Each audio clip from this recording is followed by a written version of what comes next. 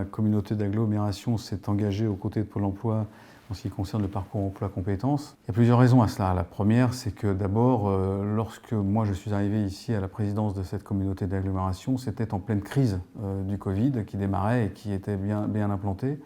Et immédiatement, on s'est dit, voilà, il faut que nous rentrions dans cette démarche et que nous accompagnions les 42 communes qui composent notre agglomération pour pouvoir répondre à cette problématique.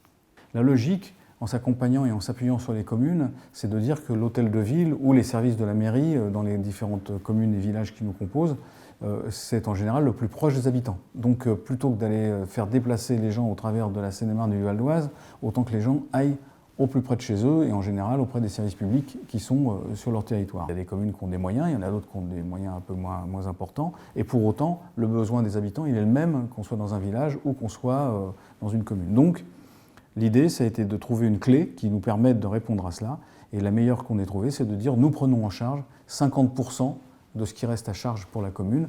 On a quand même dans ce domaine un certain nombre de choses et que nous faisons aujourd'hui. On a des espaces emploi, on a des parcours d'insertion, on a des clauses d'insertion dans les grands chantiers. Donc c'est pas quelque chose que nous découvrons, mais c'est quelque chose pour lequel vraiment moi j'insiste.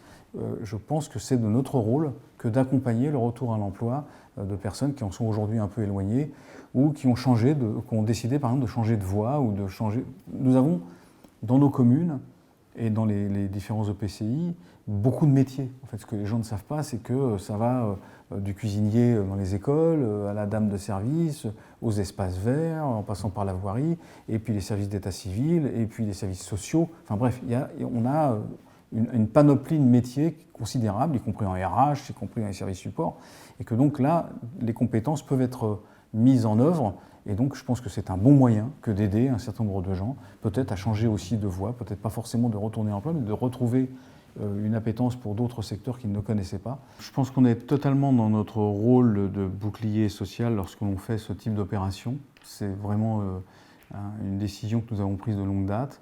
Et là, en l'occurrence, le parcours emploi-compétences est l'outil vraiment totalement adapté pour que nous répondions à la problématique en direction des personnes et des habitants en direct. Moi, mon inquiétude, elle a toujours été celle-ci. Au moment où il y aurait le redémarrage, j'ai toujours été persuadé que le redémarrage ne se ferait pas partout, dans tous les secteurs et géographiquement partout, pas au même rythme. Et donc, il faut éviter de laisser les gens sur le bas-côté. Et donc, c'est vraiment l'idée que ce parcours emploi-compétences permettra de ne pas laisser les gens sur le bas-côté et qu'on va pouvoir remettre des gens, en leur mettant le pied à l'étrier, remettre les gens dans un circuit normal et retourner à l'emploi, ce qui n'est pas une évidence. Voilà.